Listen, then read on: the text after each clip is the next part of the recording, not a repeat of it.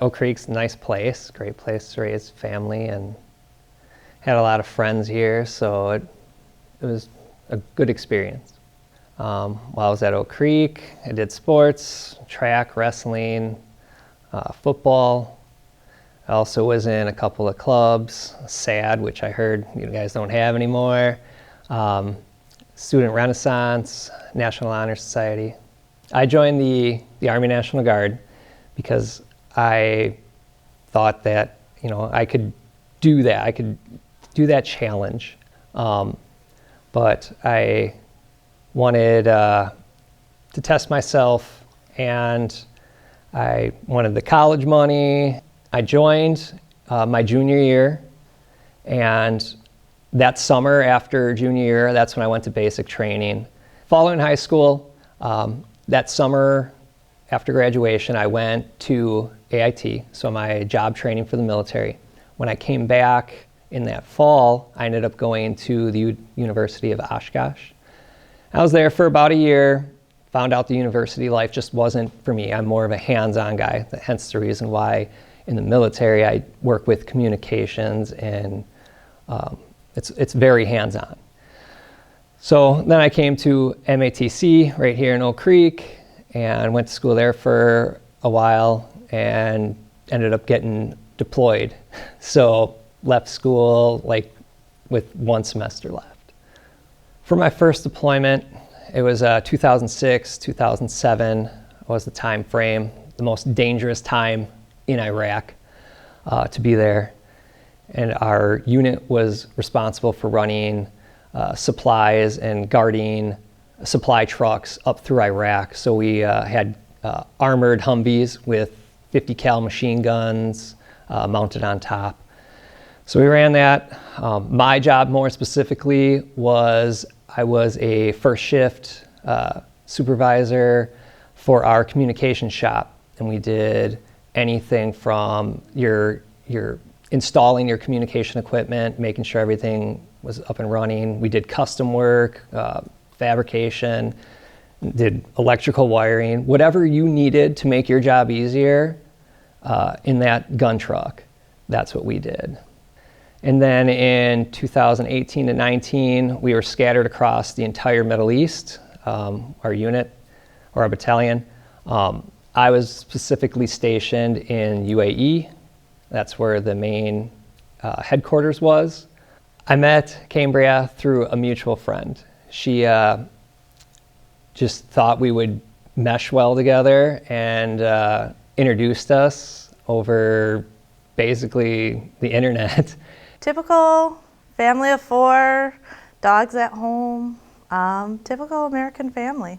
Our youngest is Bjorn. He is 4 years old and very rambunctious. He's our wild child. And then we have Alexander, or we call him Xander, who's 7 and just the sweetest little boy. He's my more mellow, emotional child out of our kids. My military deployment affecting my family definitely was not the easiest thing. My wife, she was working. Obviously, I was going to be gone, so we had to have some way of taking care of our 2 little kids. He had a ton of training before he actually left. So a good 6 months before he actually left, he was gone 2 weeks here, a month there.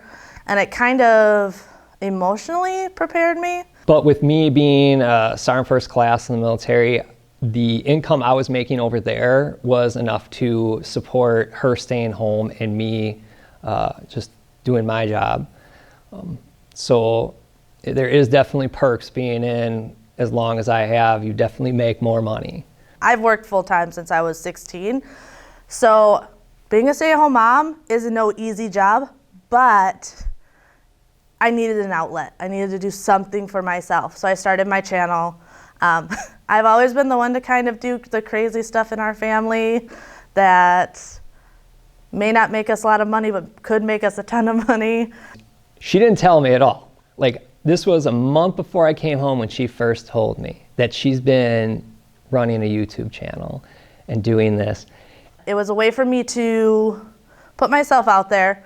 I've met a ton of really good friends that were able to support me while he was gone, and I was able to talk about things that I was stressed out about him being gone in a way that could possibly help others. Coming home from my deployment, both times coming home is like the greatest feeling in the world. It's better than Christmas morning. It's better than any holiday because you know you're getting your freedom back. It was awesome. It was awesome and scary at the same time.